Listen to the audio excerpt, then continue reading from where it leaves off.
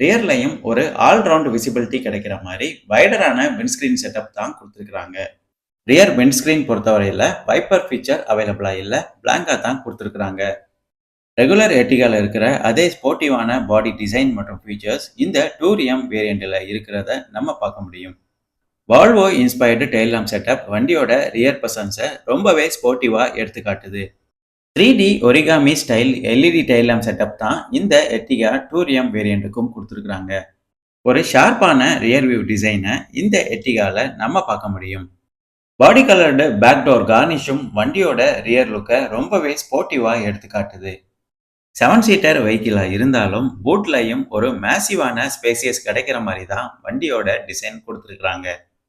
ஒரு ஸ்டைலிஷான floating type roof design இந்த எர்டிகாவில் நம்ம பார்க்க முடியும். சிட்டி டிராஃபிக் மற்றும் கன்ஜெக்டட் பிளேஸில் கூட வண்டியை ஈஸியாக ஹேண்டில் பண்ணுற மாதிரி ஒரு